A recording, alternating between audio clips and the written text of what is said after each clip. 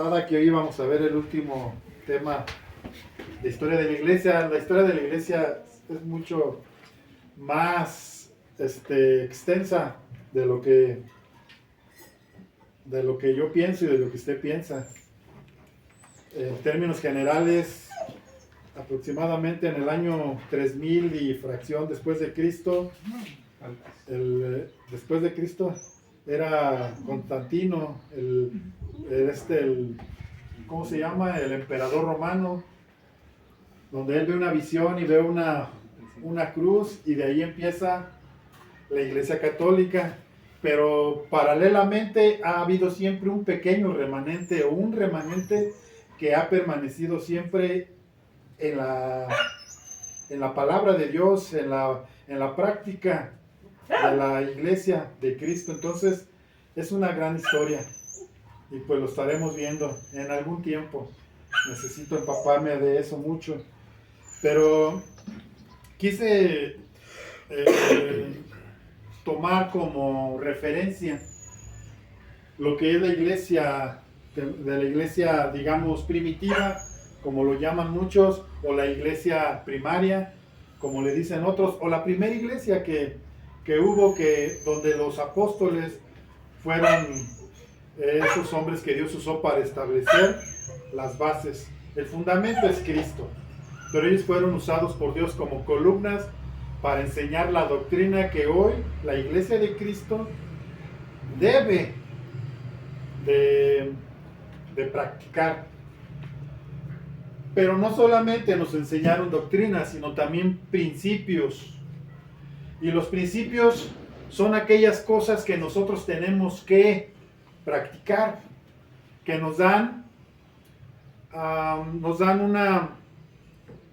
una evidencia y una personalidad de que somos la iglesia de Cristo. Entonces, la iglesia de Cristo no se limita al tiempo, lo dije antes. La iglesia de Cristo tiene como principal característica tener al Espíritu de Dios. Y dice su palabra que si alguien no tiene el Espíritu de Cristo, no es de Él. Así que, vuelvo a reiterar, no es el tiempo, no es porque seamos la iglesia más vieja, ¿no? O porque haya otra iglesia más vieja que la nuestra, no es eso. Es tener esa característica primordial, que es tener el Espíritu de Cristo. Si tenemos el Espíritu de Cristo, somos la iglesia de Cristo. Hoy como tema, sabemos, la serie es Historia de la Iglesia, pero hoy vamos a ver la autoridad moral de la iglesia. Esto es muy importante. Esto determina muchas cosas. La autoridad moral de la iglesia tiene que ver con lo que somos en una relación íntima y personal con Cristo. Todo aquel que pasa tiempo en la presencia de Dios suele ser una persona diferente. Y como resultado, es una persona totalmente diferente. Y Jesús les hablaba a los judíos y a la iglesia de hoy, y Él nos invita a que nosotros obedezcamos sus ordenanzas, y esto nos hace diferentes. Y yo quisiera hablar hoy como tema principal. Sabemos que para tener una autoridad moral, para poder tener voz y sobre todo el apoyo de Dios o el respaldo de Dios, tenemos que buscar cada día ser conformados a la imagen de Cristo. A esto hemos sido llamados. Esto es lo que debemos predicar en la iglesia. Este es el parámetro. Tenemos un ejemplo. Jesús lo dice, el apóstol Pablo lo dice allí en 1 de Pedro 2. ¿Qué ejemplo nos ha dado? 2:21 dice, porque ejemplo os ha dado para que sigamos sus pisadas. Sé que esta ilustración se la he dado en otro tiempo, pero no estaban por demás volver a recordar. Seguir sus pisadas estrictamente es pisar donde Él pisó. Porque tenemos la seguridad que si pisamos donde Él pisó, tenemos la garantía de pasar del otro lado. Yo les ponía mucho ese ejemplo de la guerra de Vietnam, cuando los soldados de Estados Unidos tenían muchas bajas por los campos minados. Había muchos lisiados. El ejército de Estados Unidos estaba preocupado porque el campo en Vietnam, los vietnamitas habían puesto muchas minas debajo del suelo, y cuando pasaban los soldados explotaban, quedaban sin pies, o algunos desafortunadamente perdían la vida, y era mucho. Entonces los soldados del ejército de Estados Unidos tuvo que buscar entre sus soldados hombres que tuvieran un buen oído, y minuciosamente a ellos los mandaban por delante, y ellos iban escarbando la tierra minuciosamente, lo iban haciendo con mucho cuidado, y ya cuando iban asegurando un tramo, ellos ponían su huella y hacían esto, y pisaban así, y dejaban tan clara la huella que estrictamente los soldados que venían atrás tenían que pisar ahí para pisar en lo seguro. Entonces, si nosotros entendemos este pasaje donde nos dice ejemplo os he dado, o ejemplo nos ha dado para que sigamos sus pisadas, nos está hablando de que tenemos que pisar estrictamente donde Él pisó y ser imitadores de Cristo en su carácter moral. Se los he dicho muchas veces. La iglesia tiene que emerger y tiene que dar testimonio, y la gente tiene que reconocer que hay un pueblo que ama y que se apasiona por Dios. Que hay un pueblo que ama y que es diferente a los demás. Esta era la principal característica de la iglesia primitiva. Usted lea todo el capítulo 2 de Hechos, el capítulo 3, el capítulo 4, y nos habla de las prácticas de la iglesia cuando inició en sus inicios. Y vemos cómo dice que era tanto el impacto de la iglesia en su sociedad que reconocían, dice, y el pueblo, o sea, los que no eran parte de la iglesia, veían lo que practicaban aquellas personas que se congregaban en las casas para aprender de Cristo, y veían, dice, y los demás del pueblo, dice que el pueblo los alababa, es decir, el pueblo reconocía que había algo especial en ellos. Y eso es lo que debe haber en la iglesia. Esa esencia no se debe de perder, porque es una característica primordial de la iglesia de Cristo. La gente tiene que vernos y tiene que decir, ellos son diferentes. La gente tiene que vernos y tiene que decir, ellos verdaderamente buscan a Dios. Eso es lo que debe hacer el mundo. Pero yo les decía anteriormente, ahora creo que es lo contrario. El mundo ha impactado poco a poco a la iglesia, que el mundo se está metiendo dentro de la iglesia. Y hemos perdido una esencia y un fundamento que el Señor nos enseñó. Y todo es porque no hemos enseñado desde el púlpito lo que tenemos que enseñar. Cuando dice allí no recuerdo si es el capítulo 7 o 12, cuando del 7 al 12, cuando los griegos, dice, comenzaron a quejarse de los judíos de que las mesas no eran atendidas. Entonces ellos buscaron entre los hombres, entre la iglesia, varones llenos del Espíritu Santo. Fíjense, ¿cuál era el estándar de la iglesia? Que para servir a las mesas tenían que ser hombres llenos del Espíritu Santo. Tenían que ser hombres de buen testimonio. Y decían los apóstoles, no es bueno que nosotros dejemos que la oración y la palabra, dos cosas importantes. La oración y la palabra no es No está bien, decían ellos, que nosotros estemos sirviendo a las mesas cuando nosotros tenemos que pasar tiempo en la oración y en la palabra. Y cuando nosotros pasamos tiempo en la oración es la forma o es el vínculo, es la manera en que nosotros tenemos diálogo con Dios, es la forma en que nosotros tenemos intimidad con Dios. Y mientras más intimidad hay, mientras más diálogo hay con Él, más conoces a Dios. ¿Y qué es lo que vamos a enseñar desde este púlpito? A Dios. Eso es lo que vamos a enseñar. Nos vamos a parar aquí y lo que vamos a enseñar es aquello que hemos aprendido en su presencia. Y la iglesia tiene que tener ese fundamento.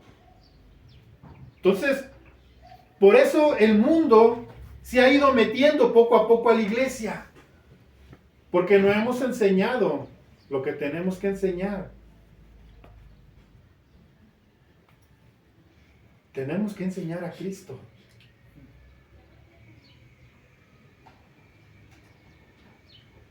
Hebreos 8:5 me gusta mucho este pasaje. Vamos a iniciar con ese. Ay, mi Biblia traigo y así me vine a la iglesia. Hebreos, ¿qué les dije? 8:5. Dios siempre tiene en su imagen proyectado el modelo que quiere de cada cosa. ¿Usted lo cree así? Que Dios tiene en su mente proyectado el modelo que quiere. ¿Y a quién se lo va a hacer sentir? ¿A quién se lo va a hacer saber el modelo que Él quiere? Al hombre de Dios. Dios siempre le va a enseñar al hombre de Dios específicamente lo que quiere, y el hombre de Dios tiene que enseñar lo que específicamente Dios le da. ¿Alguien lo lee, por favor? Con esto quiero iniciar.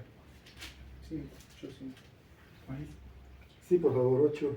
Ellos sirven dentro de un sistema de adoración que es solo una copia, una sombra del verdadero que está en el cielo.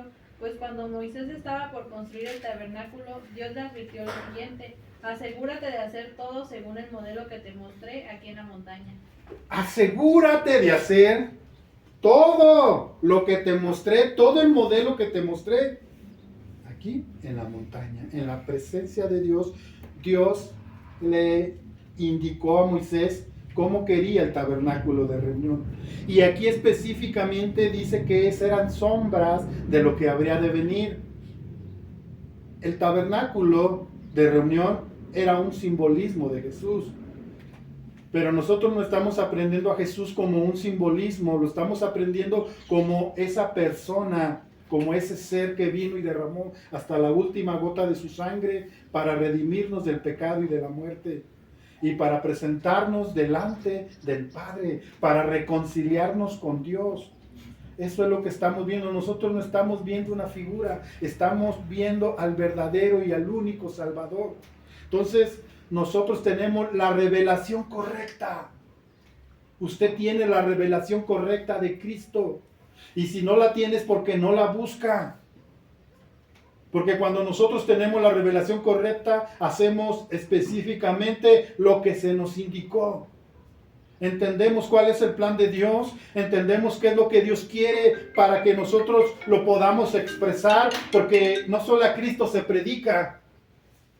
Yo siempre les he dicho que el evangelismo más eficaz es el testimonio. Ese es el evangelismo más eficaz. A veces no tienes que hablar, tienes que mostrar lo que eres. Amén. Tienes que mostrar dónde estás. Moisés pasó 40 días y 40 noches en el monte, y Dios hablaba con él, y Dios le dio una indicación, le dijo: estas medidas harás. Específicamente esto es lo que vas a hacer, este es el modelo que yo quiero. Esto es lo que yo quiero que yo te lo voy a ilustrar en tu corazón y tú le vas a dar la forma, pero tiene que ser con las medidas que yo te doy. No es como tú lo concibas, no es como tú quieras. Moisés no bajó y dijo: yo le voy a hacer unas modificaciones. para ayudarle a Dios. ¿Para qué? Para que se vea más chido de este lado. No, él bajó con las indicaciones que él tenía. ¿Por qué? Hoy en día hemos estado queriéndole ayudar a Dios. Y no hemos estado en su presencia y no hemos entendido que Dios tiene específicamente lo que Él estableció. Y la iglesia está errada, estamos perdidos porque estamos haciendo cosas que Él no nos pidió. Una vez escuché decir un pastor, yo tengo un propósito para este año. Yo tengo mi propósito para este año y es que seamos la iglesia más grande de América Latina. Eso no es lo que Dios quería para Él. Lo que Dios quiere es que nosotros prediquemos a Cristo. Nos hemos preocupado tanto por llenar graneros que nos hemos olvidado de llenar corazones. Y eso es lo que Dios quiere de la iglesia. Gente llena de Él. Gente impregnada de Él. Gente que pueda salir y no tenga una visión borrosa o que no tenga una ilusión óptica de lo que es Dios, sino tener verdaderamente el conocimiento de Él. Y eso nos toca a nosotros desde el púlpito, pero usted y yo tenemos la responsabilidad de buscar a Dios en casa. ¿Cómo queremos que se resuelvan mis problemas? ¿Cómo queremos que la situación cambie? Cuando nosotros pensamos que Dios tiene una varita mágica y el domingo va a decir, sin salaví, mala casa y órale. No. Dios no obra así. Tú tienes que buscar a Dios. Bueno, no sé, los que son más o menos de mi edad se han de acordar de Yam Yam y el genio. Y era la hija del genio que traía su varita mágica. Bueno, entonces,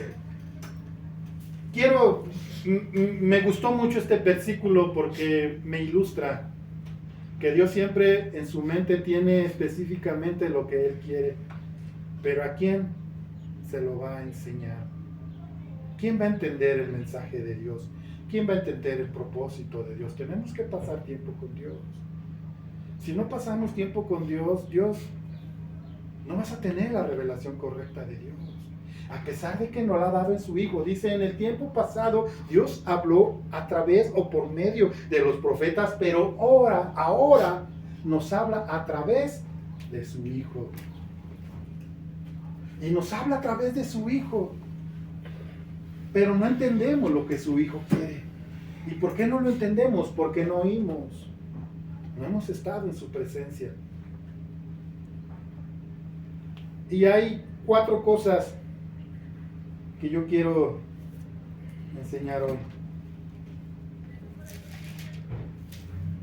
Jesús nos llama a ser imitadores de Él. El apóstol Pablo decía, ser imitadores de mí. ¿Qué es un imitador? Alguien que pisa específicamente donde Jesús pisó. El mundo es un campo minado. El mundo no es un amigo, es un enemigo. Y si nosotros decidimos caminar por nuestra propia cuenta, siguiendo nuestra propia prudencia, corremos riesgo de quedar lisiados o de quizás morir ahí en el intento. Por eso es que la palabra es clara cuando dice, ejemplo nos ha dado para que sigamos sus pisadas. ¿Lo quiere leer? Busque Primera de Pedro 2, sí, 2:21. Y subráyelo. Bueno, si le gusta rayar su Biblia, y si no, apréndaselo de memoria. Si quiere traer su Biblia bien chaineadita, no la raye, pero sí apréndaselo.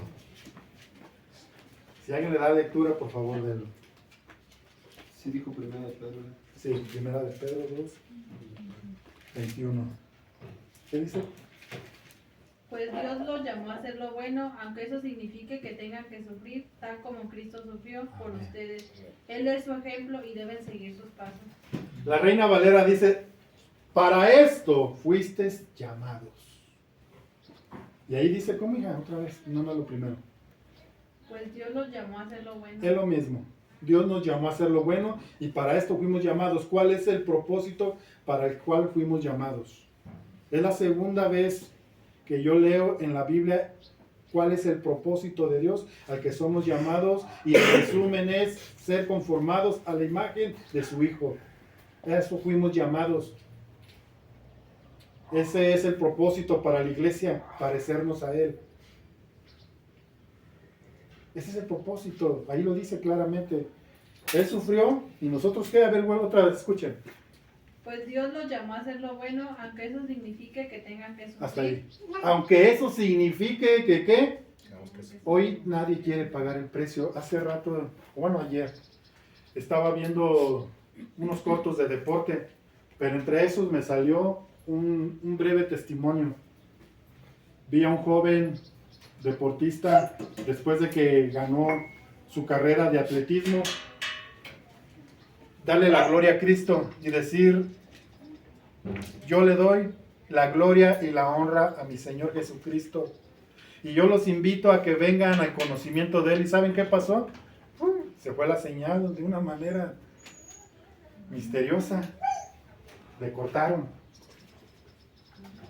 Otro joven tenía aquí, campeón del mundo, de la Copa del Mundo, tenía una, ¿cómo se le llama? Como una diadema, algo así, que decía Señor, el Señor Jesús. Jesús es el Señor, decía. Y cuando lo enfocan nuevamente, sale ahí algo borroso. ¿Por qué? Porque el nombre de Cristo, por el nombre de Cristo, si tú estás dispuesto, tendrás que pasar persecución por el nombre de Cristo. Y ahí dice eso. Él no fue recibido, él fue rechazado. Le decían: ¿no es este el hijo de María? ¿No es hijo de José el carpintero? ¿No están sus hermanas y sus hermanos entre nosotros? ¿Quién es este? Y Jesús les dijo: no hay profeta con nombre en su propia tierra. Jesús fue minimizado, fue reducido a nadie por los judíos. Entonces, ¿qué nos esperamos nosotros? ¿Qué nos esperamos? Ya va el santurrón. Mira, ahí va el hipócrita. Antes andaba y ahora míralo cómo va. Esa es persecución. Quizás no de muerte, pero sí es persecución. Las críticas. ¿Y quiénes son los primeros? La familia.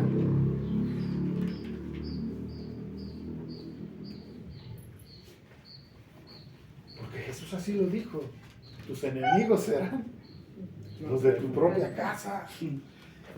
Y dice que los hermanos en su momento, los hermanos, dice que ni aún los hermanos de Jesús creían en Él. Entonces, la iglesia de Cristo tiene que pasar este proceso. Y ahí dice, a ver, síguele, hija, ya para acabar este sentido. Tal como Cristo sufrió por ustedes, Él es su ejemplo y deben seguir sus pasos. O sea, ¿vamos a sufrir o no? ¿Cuántos están dispuestos? ¿Estamos dispuestos a sufrir por el nombre de Cristo? Porque Él sufrió por ti y por mí. Sufrió esa cruz. Sufrió el menosprecio y hasta hoy en día lo quieren borrar su nombre. Pero nosotros tenemos que seguir su ejemplo. Ahora, fíjense lo que son las cosas. Estaba oyendo una canción de un grupo que oía hace mucho tiempo y me gustaba mucho.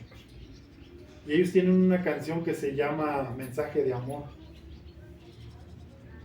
Y ellos hablaban de 4 puntos que son 4 principios muy fundamentales para poder tener o para poder ser una iglesia con autoridad. Acuérdense, los principios son prácticas o son prácticos. Las doctrinas es lo que me define y es lo que me siembra, es lo que me planta en la fe que yo he creído. Y los principios es aquello que me identifica, es la práctica que me hace ser de Cristo. ¿Un hombre de Dios se emborracha? Claro que no, un hombre de Dios ama a Dios. Y esto debe haber una evidencia. Los discípulos que estaban con Jesús eran reconocidos por su forma de hablar, por su forma de actuar. ¿Por qué? Porque estaban con Él. Y los principios son prácticas que debe haber. Ahorita les voy a enseñar. Y el número uno que dice esta canción, hablando de Jesús, bueno, primeramente vamos a ver que Jesús tenía autoridad moral. ¿Qué es autoridad moral? Hebreos 4:15. Alguien léalo por favor rápido, porque traigo muchos versículos y no quiero enfadarlos. Quiero que sea fluido esto. Hebreos 4:15. Porque no tenemos un sumo sacerdote que no pueda compadecerse de nuestras debilidades, sino uno que fue intentado en todo según nuestra semejanza, pero sin pecado. Porque ¿qué dice otra vez? Escuchen. Porque no tenemos un sumo sacerdote que no pueda compadecerse. Hasta ahí. Porque no tenemos un sumo sacerdote que no pueda padecerse, que no pueda compadecerse de nuestras debilidades, porque Él fue tentado en todo, pero sin pecado. O sea, Jesús tenía autoridad moral. Sí, ¿por qué? ¿Quién le redarguye de pecado? ¿Quién lo puede acusar y puede decir, Jesús hizo esto? Ni sus contemporáneos. Búsquenlo allí en en Juan 8:46. Alguien léalo. Si nos vamos a parecer a nuestro Señor, tenemos que tener autoridad moral. ¿Qué dice? ¿Quién de vosotros me redarguye de pecado? Pues si digo la verdad, ¿por qué vosotros no me creéis? ¿Quién de vosotros me redarguye? Está diciendo, ¿quién de ustedes me acusa de pecado? ¿Quién de ustedes me ha visto haciendo algo indebido? ¿Quién de ustedes ha escuchado que yo hice algo inmoral? ¿Quién ha escuchado de ustedes que soy un pecador? ¿Quién me redarguye de pecado? Jesús les hace un reto y les pregunta a la multitud, ¿ustedes tienen algo que decir en mi contra acerca de algún pecado? Jesús tenía la seguridad de lo que hablaba, entonces Jesús tiene autoridad. Cuando los sacerdotes, lo vuelvo a repetir, cuando los sacerdotes del templo mandaron a prender a Jesús para que se callara. Eso está ahí en Juan 7:28 en adelante. Dice que los sacerdotes mandaron callar a Jesús, vayan y tráiganlo. Y fueron los alguaciles o fueron los soldados de la guardia del templo y regresaron. Y le dijeron, ¿qué? ¿Qué acaso ustedes también los convenció? ¿Por qué no lo trajeron? Y ellos le contestaron, porque no hemos oído hablar a un varón como él habla. Porque él habla como quien tiene autoridad y no como los escribas y fariseos. Los escribas y los fariseos eran incongruentes. Mandaban a los hombres a que hicieran ciertos ritos que ellos no hacían. Entonces había una incongruencia en ellos, pero en Jesús no había incongruencia. Jesús era veraz con lo que hablaba. Él ponía en práctica lo que predicaba y predicaba lo que ponía en práctica. Así debe de ser nuestra vida, desde aquí y desde allá, desde el púlpito y de los que oyen. Debemos de predicar, debemos de vivir lo que predicamos y debemos de predicar lo que vivimos. A eso somos llamados. Nos va a costar, ¿sabe qué nos va a costar? Someternos a Dios, resistir al diablo y el diablo irá de nosotros. Eso es nada más lo que nos va a costar, someternos a Dios. Ahí empieza la autoridad espiritual, en un sometimiento a Dios y vamos a resistir al diablo y el diablo huirá de nosotros. Vamos a ver el primer principio. Algo que Jesús hizo fue nunca ser o nunca intentó ser del agrado secular. Jesús no vino aquí para caerle bien al mundo, hacer el agrado, de agrado secular. Él no vino a eso. Y el apóstol Pablo nos lo enseña de una manera muy hermosa en Gálatas 1:10. Escuchen lo que dice. Y alguien léalo, por favor. Gálatas 1:10.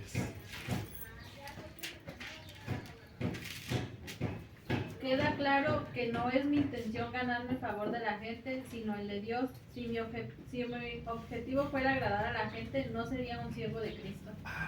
¿Cuál era el objetivo del apóstol Pablo? Agradar a Dios. Y por agradar a Dios, por ende le vas a caer mal a la gente, porque no vas a estar de acuerdo con ellos. Tú les vas a decir, no quiero oír lo que estás hablando. ¿Y sabes qué te van a decir? No seas payaso, no seas santurrón, no seas esto, no seas lo otro. Eso te van a decir, ¿por qué? Porque no quieres ser. Porque Jesús no quiso ser del agrado secular. Vean lo que dice Jesús, Juan 8:29. Alguien léalo en este punto.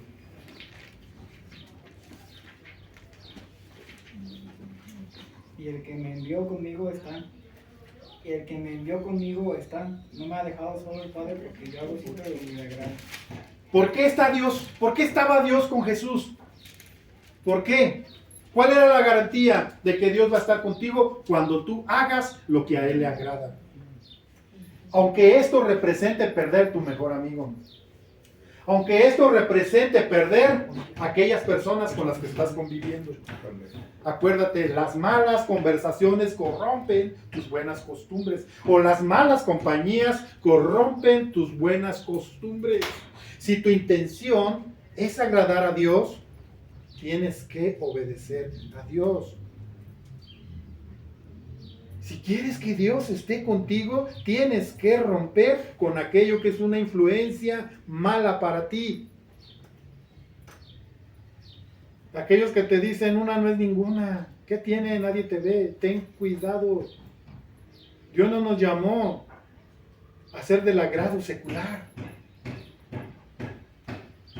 para seguir con un estatus de que eres una buena persona, una persona bien chida, bien jaladora. Tienes que romper. Porque el servir a Dios, el apóstol Pablo dice, si yo intentara agradar al hombre, ya no estoy agradando a Dios.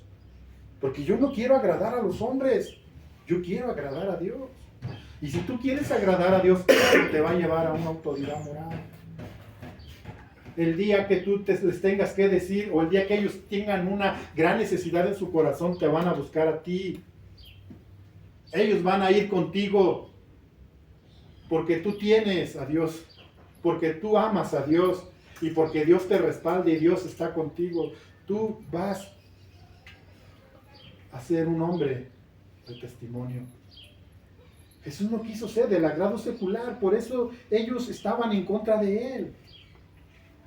Porque Él vino a imponer la voluntad de Dios,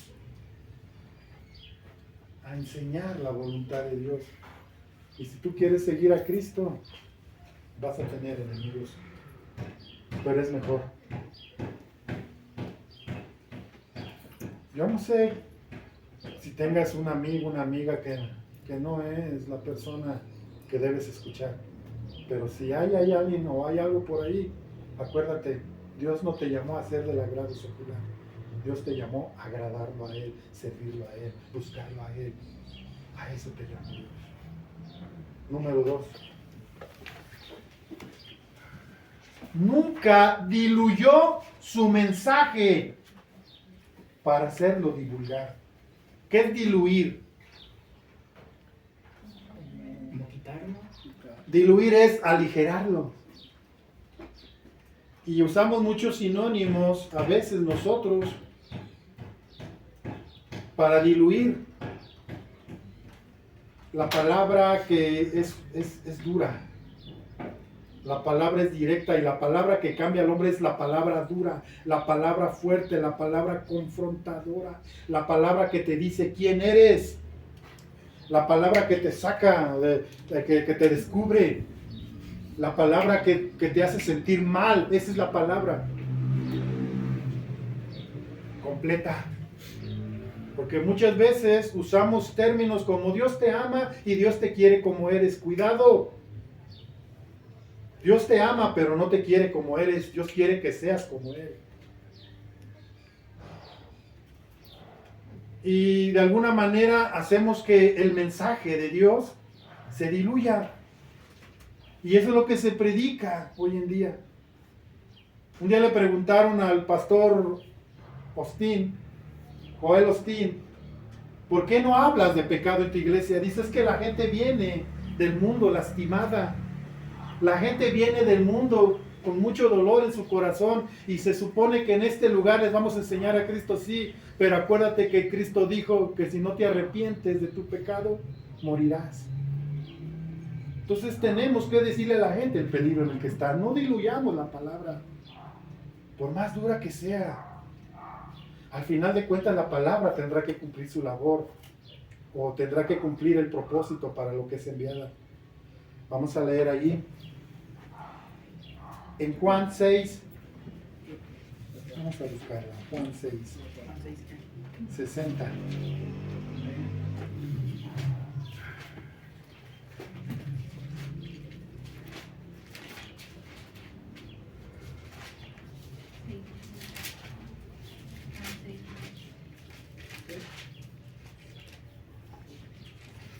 Fíjese. Al oírla, muchos de sus discípulos dijeron, dura palabra es esta. ¿Quién la podrá oír? ¿Qué dijeron? Muchos de sus discípulos. Vamos a hacer una especificación aquí. A Jesús lo seguían otros 72. No sé si ustedes lo han leído. Bueno, esos 72 no eran los 12, pero eran seguidores de Jesús. Y Jesús, a los que Él viene, Él no los echa fuera. Él los recibe. Si tú quieres seguirlo, síguelo con todo tu corazón. Pero Jesús había escogido 12 discípulos, los que dormían y comían con Él, los que vivían y los que iban y los que pasaban hambre y los que pasaban abundancia, los que estaban con Él.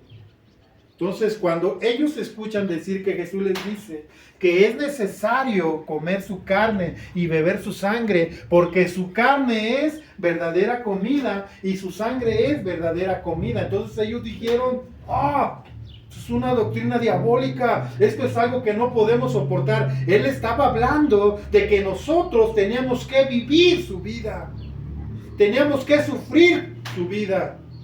Teníamos que apartarnos de mi yo, teníamos que morir a nosotros y seguirlo a Él. De eso estaba hablando. Entonces, esos 72, al oír esas palabras, dijeron, duras palabras son estas. ¿Quién las podrá oír? Y dice que poco a poco se fueron yendo. Y Jesús voltea y les dice a los 12, ¿ustedes quieren irse también? Y Pedro le dice, Señor, ¿a quién más iremos? Solo tú tienes palabras de vida eterna. Pedro entendió, tus palabras, aunque sean fuertes, aunque sean duras, aunque en ese momento me dejen noqueado, son palabras de vida eterna. Son palabras que van y que traen un peso en la eternidad y que me van a llevar a trascender de esta vida a la venidera. De eso estaba hablando. Entonces, la palabra nos tiene que confrontar. Nos tiene que hacer ver nuestra verdad, nuestra realidad. Quiénes somos y por qué tenemos que proceder al arrepentimiento. Amén. Amén. Mateo 19, 21.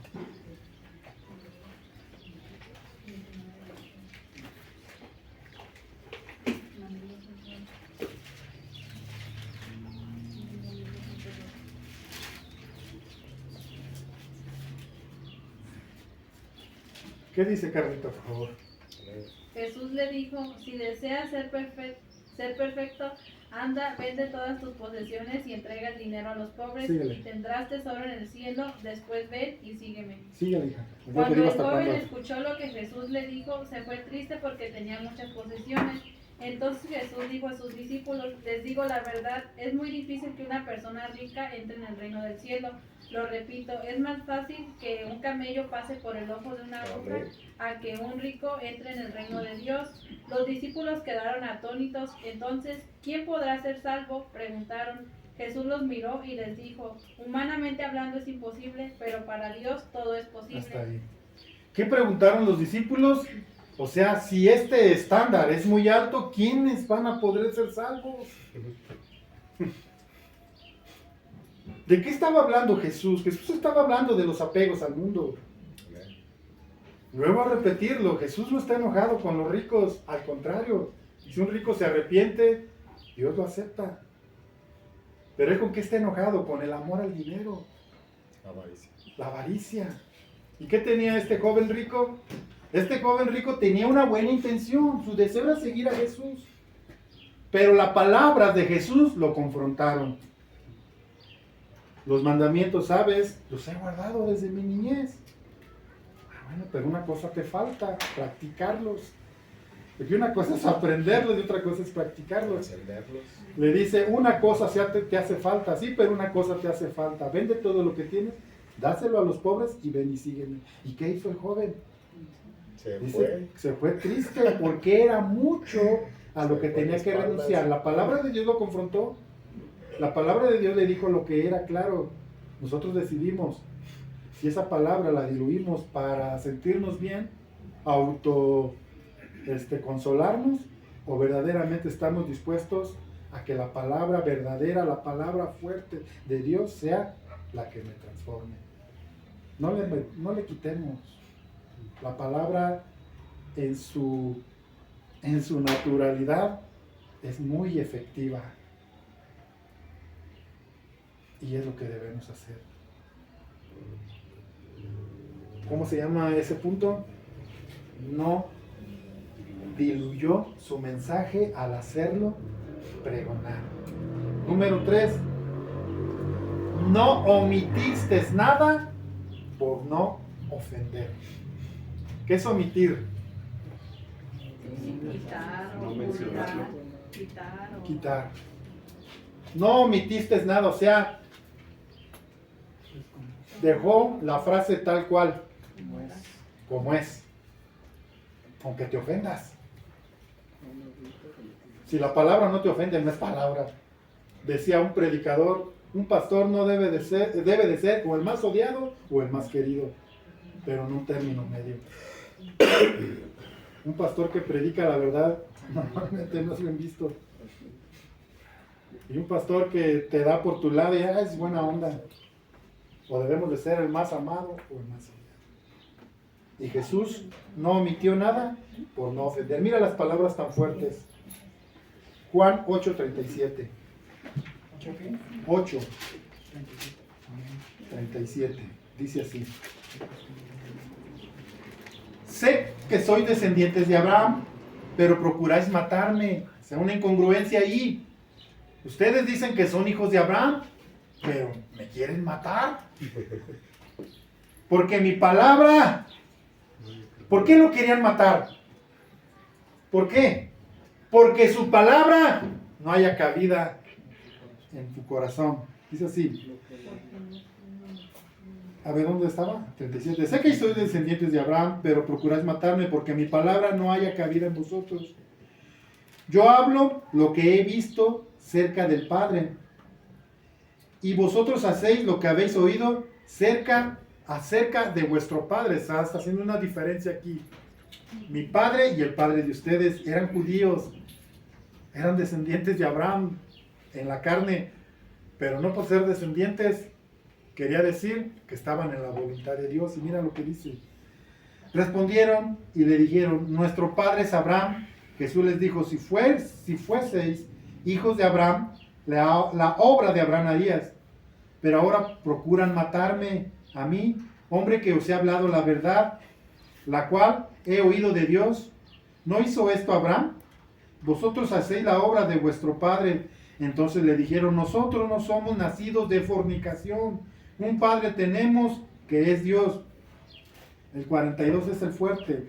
Jesús entonces les dijo, si vuestro padre fuese Dios, ciertamente me amarían, porque yo de Dios he salido y he venido, pues no he venido de mí mismo, sino que Él me envió. ¿Por qué no entendéis mi lenguaje? O sea, ¿por qué no entienden lo que yo les digo? ¿Por qué no podéis escuchar mi palabra? Vosotros sois de vuestro padre, el diablo. Duro. Somos judíos. somos el pueblo de Dios, pero no eres de Dios. Porque si fueses de Dios, me habrías recibido, habrías oído mis palabras. Ustedes son hijos de vuestro padre, el diablo. Tremendo, tremendo golpe. ¿Los ofendió? Sí. ¡Claro! Fue una ofensa muy grande para ellos, porque ellos en su sentir, en su yo interior, se sentían, se jactaban de ser hijos de Dios. Ya te en el cielo y la azotea llegaron. ¿Sí? ¿Y qué les dice aquí Jesús? No, hombre, ustedes no son hijos de Dios, ustedes son hijos de vuestro padre el diablo, porque la obra de su padre el diablo queréis hacer. Él es homicida, él es padre de mentira. Cuando habla de mentira, del suyo habla, porque no hay verdad en él.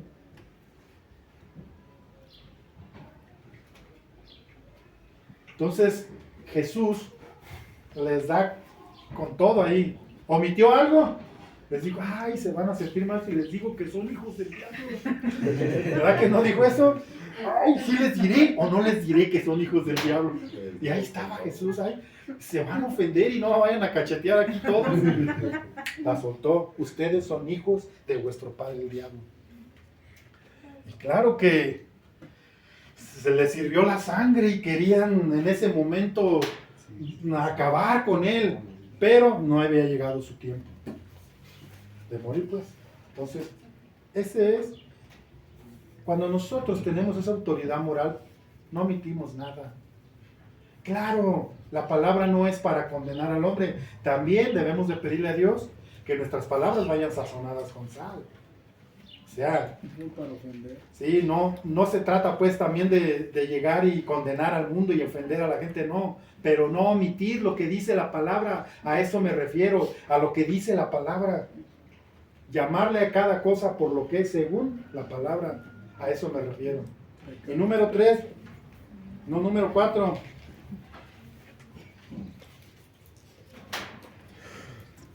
No omitiste, ya lo vi, ¿verdad? Ni les distes por su lado para hacerles entender.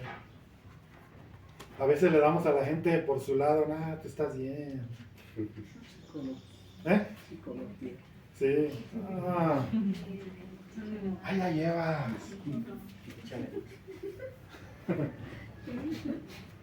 Dice así, ni les diste por su lado Les damos la palmadita. para hacerlos entender. Lucas 13:1. Ese no me acuerdo, a ver si no es uno de los que le avienta a veces que no son. Lucas 13:1.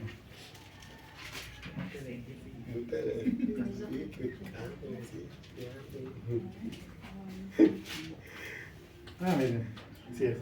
Fíjense lo que dice aquí.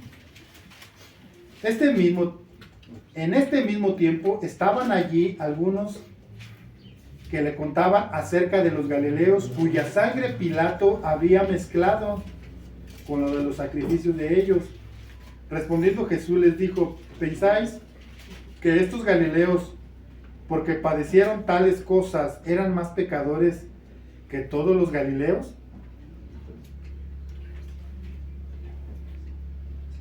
Os digo, no, antes, si no os arrepentís, todos pereceréis igualmente. O aquellos 18 sobre los cuales cayó la torre en Siloé y los mató, ¿pensáis que eran más culpables que todos los hombres que había en Jerusalén? Os digo que no. Antes, si no os arrepentís, todos perecerán igual. ¿Qué les estaba diciendo? Les estaba dando por su lado, no, ustedes son más, no, ustedes no son tan pecadores. A estos les cayó la torre porque eran bien pecadores. No, ¿qué les dijo? No, aquí no hay pecado chico y pecado grande.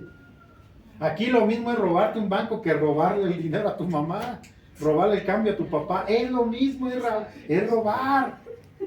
Les dio por su lado, los consoló porque aquellos decían, es que estos galileos a lo mejor eran de puro pesado.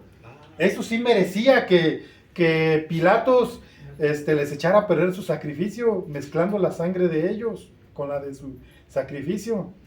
¿Y qué dice Jesús? Si ustedes no se arrepienten, les pasará lo mismo. O sea, no les des por su lado. Aunque les caigas gordo. ¿Cuántos caen gordos? Pues si no caes gordo, no les estás diciendo nada que se crean, no.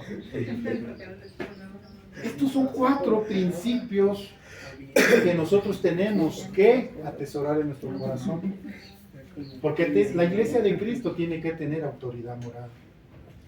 Si la iglesia de Cristo no tiene autoridad moral, hermanos, no vamos a enseñar el modelo que Dios nos enseñó. Estaremos enseñando o estaremos omitiendo ciertas cosas. Porque dice el dicho, porque en esa área tenemos cola que nos pisen. Y hay cosas que no podemos nosotros llamarle la atención a otros más. ¿Por qué? Porque tengo cola, dice por ahí, ¿verdad? Tengo cola que me pisen en esa área de mi vida. Estamos peores, ¿sí? ¿Sí? A veces somos peores. Dice Jesús, quita primero la paja, la viga que está en tu ojo, para que puedas quitar la paja que está en el ojo de tu hermano. O sea, ¿qué tenemos que hacer? Empezar con nosotros. ¿Quitar qué? El techo completo. El techo completo de nuestro ojo, para decirle a tu hermano, mira, saca esa pequeña viguita que tú traes, y nosotros un bigonón. Entonces, de eso se trata. Autoridad moral. Yo los invito, hermanos. Sé que estamos expuestos, y la palabra dice, si alguno hubiese cometido pecado, abogado tenemos para con Jesús, a Jesucristo el justo. O sea, tampoco se acabó el mundo, pero no practicamos el pecado. Una cosa es, de repente por ahí que te le pusiste rejega a tu mamá y tu mamá te ofendió a ella, y ya por ahí hubo Chanclas. un chanclazo. Entonces ya ahí, pues hubo un pecado. No quiero hablar de pecados más fuertes porque no los debe haber ya. Pero normalmente eso es lo que más, decía Gerita, algo muy cierto, es con nuestro carácter. Sí, cierto, es nuestro carácter a veces el que nos pone en evidencia. Pastor, la palabra también dice que no somos el monstruo, somos la bestia. Ay, la bestia que está dentro de no, ya esa bestia tiene que ser. Sí, poco a poco. Entonces, somos llamados a esto, a dar testimonio. Esa es la característica principal de la iglesia de Cristo. No es que tengas 2000 años, o no es que tenga 1700 años, no. Eso no tiene nada que ver en la práctica. Lo que hace la diferencia, la verdadera iglesia de Cristo es aquella que ama a Cristo, aquella que obedece a Cristo, aquella que con su vida muestra que han estado con Cristo. Cristianos genuinos. Cristianos genuinos, cierren sus ojos. Hay cada quien en su corazón. La palabra tiene que ser así. Así que si en algo fuiste aludido, dile a Dios que te ayude. Yo también me sentí aludido, yo también voy a decir a Dios que me ayude. Amado Padre, gracias. Que tu palabra no vuelve a ti vacía, sino que es prosperada para aquello que tú la